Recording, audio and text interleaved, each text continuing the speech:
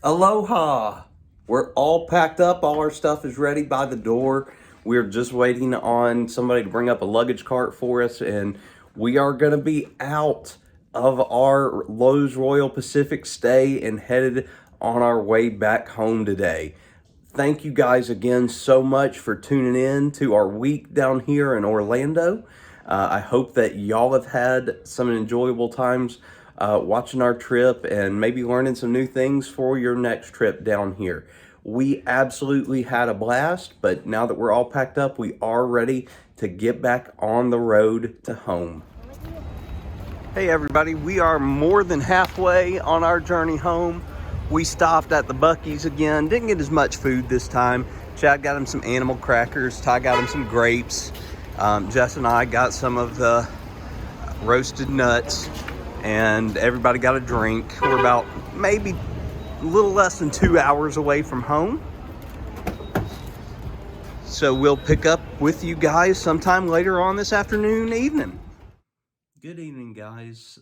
We're back home. We've been home for several hours now. Our drive home was actually really good. Only took us about 7 hours or so. We only stopped a couple times and traffic was light, which was nice. We're home. We've got laundry going, and of course our animals were happy to see us. But we wanted to close out our trip video by showing you guys just the merch that we got while we were there, which isn't a lot compared to some of the trips that we've done before. In fact, we didn't get anything for ourselves at Universal, and we only got the boys one thing apiece in our stay at Universal. Everything else was either from the other parks or from Disney Springs. And some of it y'all have already seen. For those of y'all that have gone through and watched the other videos, you'll recognize some of what we're about to show you. And then after we go through all the merch, we thought we'd just end this vlog by talking to y'all just a little bit about our thoughts on the trip as a whole. Just reflecting back and, things we loved, things we didn't like so much, favorite moments, favorite rides, favorite food, stuff like that to close things out. So to start, I know that you guys saw these, but we got the boys each a pair of Baby Yoda Grogu ears at the Star Wars store in Disney Springs. Y'all saw them wear them throughout that very first day as we were going around Disney Springs and Icon Park later that afternoon. And then also on that first day at Disney Springs, go ahead. Side note, 10 minutes after buying these, not even 10 minutes, one of them was dropped in a puddle of water. It was the end of the world. For both of them, neither one of them wanted to wear the one that fell into the puddle of water until it had dried. Also that first day, they each got a Lego set from the Lego store. This is the one that Ty picked out, a Minecraft Dungeons Lego set, while Chad got a Star Wars TIE Fighter Lego set to put together. And then a lot of the other stuff that we got that first day at Disney Springs was food related. So, the Gideon's food, the M&M store, and we're also the Ganachery. Yeah, we also got food at the Ganachery. So, of course, none of that's still available. You want to show them the one thing that you got at Disney Springs? Or that first day, at least? Joffrey's Coffee. They have K-Cups. So Jess's favorite. So she got herself some Joffrey's Coffee to bring home with her. Go. Yep. This is the breakfast blend. They did have a 50th anniversary blend that was new, but she went with something she knew she'd like. Then we went back to Disney Springs, of course, the next night to eat. And that was when I got the Darkwing Duck shirt for myself. Of course, had to grab this. Absolutely love Darkwing Duck. And then I also got, like I said, that nameplate that said there's a great big beautiful tomorrow for my desk at school when we return to class on Monday. And Jess got herself a shirt, a sweatshirt. That was at the Co-op, part of the Disney Vault collection that was released for the 50th anniversary this year. And then from Legoland, each of the boys got a shirt. This is Ty's shirt that just says awesome, awesome, awesome with a Lego head. And here's Chad's. Today I feel, and it has all the emotions. Since Chad is our emotional, moody child. And then Jess got just a souvenir Legoland bag that she really, really liked.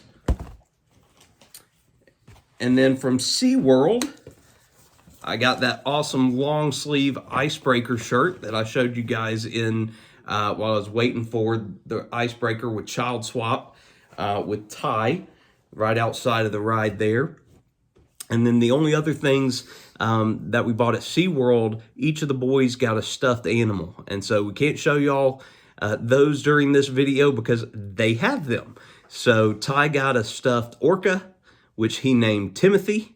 And, and Chad got a stuffed emperor penguin that he named Fred. So Fred and Timothy are with the boys right now, so we can't show y'all what those look like. Then the only things that we got from Universal are shirts for the boys, or really jackets for the boys. This one is for Chad, E.T., and this is probably the main reason we bought it, but on the sleeve it says, "If lost, phone home." And then just wanted to make sure we got Ty a jacket as well. So this is a Harry Potter one, but since he really likes Hagrid's right now. So it's like, it has like a side zip. And then on the back it says Gryffindor, Hogwarts, and has the Gryffindor lion symbol there. There was nothing on the back of the E.T. hoodie or jacket that we got Chad, so that's why I didn't show y'all. So really the only thing is what's going down the side there. But that was it. I mean, that was the end of our merch. You know, normally we come home with a lot more than that, but we just, for whatever reason, outside of that first day at Disney Springs, we didn't do a whole lot of shopping. We tried to make the most of all of our time with rides and just experiences and shows while we were down there this time. But I will have to give the boys credit. That first day at Disney Springs, you know, all we did was shop when we were there. You know, the only attraction we did was the wheel at Icon Park. And you know, they were awesome. They normally hate shopping. They're bored. But for whatever reason, yeah, that might have been one of the best behaved days for both of them. once they got over the first 20 minutes, they were fine. Yeah, but they probably, the fact that they realized, oh, we keep going into places where we're getting food. So, but it was good. They didn't put up much of a fight. And I mean, we were there a vast majority of the day at Disney Springs. But what was your favorite part of the trip? I really liked eating at Wine Bar George. The food was so good. That whole experience at Wine Bar George was great. From having the those mac and cheese bites to our entrees were great. The atmosphere, what we were able to see up there, that was a great thing. And go ahead and tell them your favorite ride. Oh, Cheetah Hunt at Busch Busch Gardens. Gardens. Yeah, so Jess and Ty walking away absolutely loving Cheetah Hunt. I mean, you can't beat a 3.5-minute roller coaster. And we made the realization after that day, and we haven't said it on video here, that at Busch Gardens, we realized that those were the first coasters that Ty's ever ridden that had loops and inversions on them, and didn't bother him in the least. Yeah, never said a word about it. Nothing, showed no fear and just kept on going. And you know, if he were here, he'd tell you Cheetah Hunt and Hagrid's were his favorite ride. For me, my favorite ride, without a doubt, was Mako. I absolutely loved Mako. I love Goliath here at Six Flags, so not really that much of a surprise. I don't have to have loops or inversions. Just thrill and excitement, and I can get that with height. You know, and so the more loops, inversions, twirls, spins, backwards, what have you put in there, I don't need all those bells and whistles to enjoy a coaster. That's how I feel about Velocicoaster. It's just too much. It's too intense. Like, I didn't even ride it this time. Like, I don't have to ride it. I don't want to ride it, really. Like, I've ridden it twice, 3-4 times. I'm good. It's too much. We both have an unpopular opinion about the two major attractions at Universal right now. Yeah, Chad loves Velocicoaster. I don't mind it. It is intense. I think I talked about it after riding it with Chad in one of the vlogs. It doesn't bother me. I like it. We only rode it one time simply because didn't want to wait that long and we had so much else to do. But it doesn't bother me. But here's my unpopular opinion with Universal. I don't like Hagrid's. Because he doesn't like to go backwards. I know that's a big thing for people. Hagrid's is everybody's favorite. And don't get me wrong, don't mind the wait, and I ride it every single time, and I'll ride it a couple of times because everybody loves Hagrid's. But Hagrid's makes me feel awful. I love it. When Ty I get and off. I could ride it all day long. Like Hagrid's is the reason I take Dramamine to go to Universal, and it's not going backwards. Like that's not what it is. No, it's if we were going straight backwards.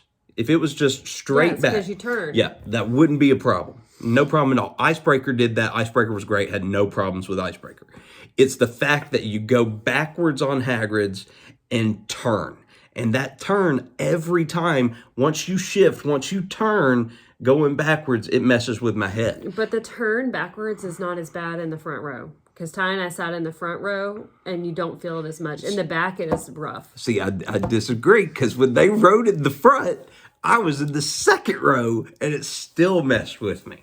So, I guess it depends on you personally. But the same goes with Volcano Bay.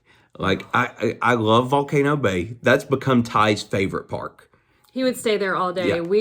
A few years ago, he would be the first one to be like, I'm ready to go home. We would be there maybe 2 hours. Because the heat would just get to him. But now he can hang. He loves it. He would literally stay in the kiddie area all day long if I would let him. And when we tell them that we're going to Universal and things like that, that's the first question out of Ty's mouth. Are we going to Volcano Bay? What day of the trip are we going to Volcano Bay? Like that is his park. He would rather be at the water park than do any of the rides at the park, which is just amazing, that he gets that much enjoy out of it. But for me at Volcano Bay, I'm always going backwards. It's because you're the heaviest. Yeah. And I think they do that on purpose. Like they always spin the float backwards. So every single one of those tube rides that are those family style tube rides, I end up feeling that way. But if you ask not to go backwards, they always make you go backwards. So you can't say it anyway. So there's no good way for me to ride those. I just have to deal with it. And Volcano Bay, God bless Chad. I think we talked. It's a lot of steps. It's a lot of steps, and this time we made it a little easier for him because I piggybacked him up all the steps for every slide outside of the first one we did. So I'm getting a workout every single time that we're going on something new. And, because I'm basically doing a squat every time I take a step. So he's fine. I'm winded and dying by the time we get up to the top. And then, again, getting off with a headache most of the time. But that being said, even with those, I love Volcano Bay. It's not just Ty, not just Jess or Chad. I really enjoy it too, because I feel like our Volcano Bay day at Universal is always one where we don't feel rushed. No. There's not as much go pressure to get something done or feel like you got to get something done at Volcano Bay, even though we know we're only going to be there for one day. And I don't know what it is. Maybe it's the atmosphere. Maybe it's the music. Maybe it's a little bit of everything.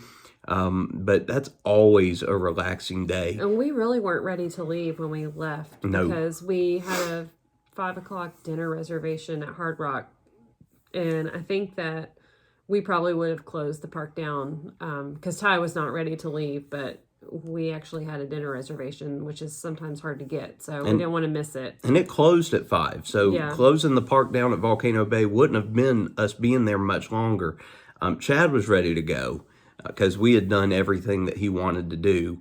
So had Ty stayed and played, Chad may have played with him, but he was pretty much just lounging around by the end of that afternoon, ready to go back and do the wand stuff at the parks that night. All right, go ahead. Tell them what was your least favorite part of the trip. If you could go back and change something, what would it be? I think we're going to agree on this. Yeah, we don't ever have to go back to Legoland. Sorry for our Legoland friends out there, but that's just the way that we felt. I mean, it looks cool, and it is neat. And like, I'm glad we went. And honestly, that minifig area is probably one of the coolest things that we saw the whole time that we were there. But ride-wise, it just doesn't hold up to everything else that we did, even for the boys. So, if we had the ability to go back or plan again, knowing what we know now, we would have taken Legoland out and just had an extra day at Universal. That way we wouldn't have felt so rushed. We could have done things more times than we were able to do them. Probably could have seen the Bourne show, and just been able to not feel as rushed as we did on our final day at Universal. Well, I feel like at Legoland, the amount of time that you spent waiting in line for like a carnival ride was not worth it. I mean, most of them were like carnival rides, and I mean, you would wait 45 minutes to an hour, and the ride is not worth that at all. And I mean, the drive there isn't bad. No. So it's relatively close still to everything. It's closer than Busch Gardens is, but Busch Gardens. The boys' highlight of Legoland would be eating dinner at Denny's. Yeah, that kind of tells you what the day was. They love Denny's. They love Denny's. On the way home, just a little hole in the wall Denny's that we stopped at next to a gas station. Yeah. But that would have probably been the highlight of their Legoland day. I mean, I hate saying that, but they had a good time. That's what it boiled down to, especially the fact, and thank goodness that was the first park we did. Yeah. Because I think had we done Busch Gardens and then done Legoland, they really would have been sour on Legoland. Yeah. I'm really surprised at the level of ride at Busch Gardens versus SeaWorld. And I know that they're owned by the same company, but SeaWorld really didn't have much for the little kids. And Ty's not little. He's 48 inches. So, anybody under the age of 5 is not going to have anything to do, really. So... and SeaWorld's very kid-friendly. It's all about the animals, I know, but, they have these, I was just surprised that they didn't have anything for, they did have the Sesame Street land, but, again, it's like carnival rides. Yeah, that's my one beef with SeaWorld right now is you've got the Sesame Street stuff, which is great, but they are missing out on the elementary school crowd right now. Chad is tall for his age. As a fourth grader, a 10-year-old, he's 54 inches. He can do everything at any park we go to. He's finally tall enough that he's good to go, and they don't even height check him anymore because they can tell he's good to go. So, but most of your average elementary schoolers are in that 36 to 50 inch range. And they can't ride anything. At SeaWorld, there was nothing. There were 2 rides. And one was down for refurbishment for the winter. And both of them were water rides at that. Journey to Atlantis was the one that was down, and Infinity Falls. Now, Infinity Falls was great. Oh, it was awesome. That was a fantastic ride. Ty loved it. Ty used to hate water rides. Now, all of a sudden, he's all about them, and he thinks it's hilarious when everybody gets wet. Yeah, don't complain about getting on them, because it used to be the biggest pain to fight and drag him on those. But no, we loved Infinity Falls, but really, really wish that SeaWorld had something for him. And I thought when we first read about Icebreaker opening and all the info that came out about Icebreaker, that it was a 48-inch height requirement. So we thought that Ty was going to be able to ride it. I really think until the night before when we just double-checked and looked and saw that it was 54 too. Mm-hmm. So I definitely think that when we plan Universal trips in the future, we're probably going to have to add Busch Gardens in. because of how much everybody enjoyed Cheetah Hunt. It is a drive, though. The traffic on I-4, like down between Orlando to Tampa, it's like, I mean, it took us you don't a good hit it 2 just hours. right. I mean, the traffic is rough. But it was worth it. Oh yeah. And I feel like we're gonna have to go again. A, because Jess and Ty both love Cheetah Hunt so much, and B, because Chad really wants to do Iron Gwazi. Yeah. And so we'll have to go back down once Iron Gwazi is open so that he can ride that. And once Ty starts growing some more and gets to be where Chad is, then, yeah, SeaWorld, I think, is going to be a enjoyable park for everyone. Also, another complaint about SeaWorld, I think the park is very hard to navigate. I don't know why, like, there's just too many paths that, like, we literally, like, went in a loop, and you're very directionally, like, you're very aware of where things are, and normally, like, I can follow signs and stuff, but there just weren't enough signs trying to tell me where I was trying to get. Like, I had to use the map on my phone, like when we split up, to get to where I needed to go. And I'm old school. We used the map on our phone because that was the only thing we have. Yeah. I love the handheld And they maps. don't have those anymore. No, SeaWorld and Busch Gardens don't have the old handheld maps. Universal does. Universal, but again, that's become our home away from home. We don't even need a map there anymore because we know where everything is. We know the fastest routes in and out just because we know those parks.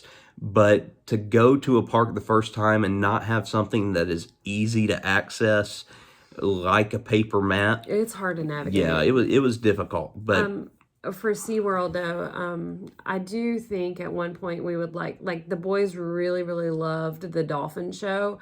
And Chad has said multiple times that he wants to swim with the dolphins. So I think maybe at one point when we go down, we would like to go to Discovery Cove and let them swim with the dolphins. So I think they would like that. And I don't think we talked any about Discovery Cove, but Discovery Cove is also owned by the same company that owns SeaWorld and Aquatica and Busch Gardens. And Aquatica is SeaWorld's water park that's also right there beside it in Orlando. And Discovery Cove is right across the street from SeaWorld. So it's not a far drive either. But that's where the Swimming with the Dolphins event takes place. And now that Ty's seen the dolphin show, we think that he would enjoy that experience as well. So that's definitely something that we're going to have to look into doing the next time we plan a trip to go down there, because that'd be something different that they've never done before. Anything special stick out about our time at Universal this time? Well, I feel like everyone was there. Before, I think we have maxed out our pass with the days of going during COVID when the park was at limited capacity and there was like nobody in the park. So, I mean, we could really just walk on a ride, get off on a ride. Like, there was no line. We would legit walk onto a ride. And the days of that are over now. Yeah, like the crowds world are is back to normal. The crowds are back. And even the express line was long for some of them. So I just felt like there was a lot of people there. So that's really why we didn't get to do as much as we normally had been able to do. Yeah, while we've never been to SeaWorld and Busch Gardens and Legoland before, we have no gauge for what the crowds there are like. We do for Universal, especially at this time of year. And the crowds were back in mass. Everything had a long wait. I mean, when Kong is 85 minutes. No. Yeah, everything. And God bless the Universal staff and team members. The Seuss guy last night. Because I just don't think there were enough of them there. We had a guy on the Seuss trolley who was working the gate to let people in, and then he was walking around to let people off the ride. So he was doing like two people's jobs. So they're hurting for team members or scheduling. So you're not able to run as many trains or cars or vehicles on the attractions without those team members there. and God bless them, they're doing what they can. The ones that are there are busting it on behalf of everybody coming in the parks, and they all deserve the big UO fist bump for the job that they're doing, as well as keeping a smile on their faces and dealing with very frustrated and upset people, that may not be getting the experience they want because they're having to wait so long. But Yeah. times are changing. We're getting back to what things used to be. And it's always fun to talk to the team members too. Like, they're very personable. I know everybody talks about Disney cast members. Like, they're awesome. And same thing with Universal. Like, their team members are awesome. Like, if you take the time to like ask them a question about, we asked them about their cups, or, because they have special perks that they get to. And literally the guy that filled up our popcorn bucket, he probably would have talked to us for like 20 minutes if we had not, if there wasn't somebody else behind us in line. Yeah. And then the guy that, when Jess was searching for a key, the guy that was working the caramel popcorn stand talked to me and Chad for a solid 5 minutes or so. He absolutely, if y'all remember, that was the day I wore my Captain America shirt that had Cap on one side and Sam Falcon as Captain America on the other side. He absolutely loved that shirt and wanted to talk about it. And we got into talking about comics for a little bit. And then another guy working the Seuss trolley said something about that shirt. But we have always had exceptional service and conversations with all of the team members at Universal. They're a big reason why we keep coming back, because they are just extremely friendly. Most of them, they'll remember you, from previous times, and that goes for like front desk staff at the hotels that we frequent all the time. Like, I really would put Universal's team members right up there with the Disney cast members as far as guest relations, maybe if not a little beyond Disney, because sometimes I feel like what I'm getting at Universal is a little more genuine than what I know Disney cast members are asked to do. You were going to say something. You got a little spark. Oh, well, you were talking about being remembered. Yeah, so we had at Volcano Bay, our Cabana host. Yeah, our cabana host. He came and brought Ty's hot dog, and it was the same guy that was our guy before, and we remembered him. So it was funny that it was the same guy, and it had been like 6 months. Yeah. So it can be a small world, but all in all, fantastic trip. We're glad to be home, but we're about to be in a madhouse rush here in March of just stuff. Just stuff. It feels like for the next couple of weeks. We hope y'all enjoyed this, coming along with us.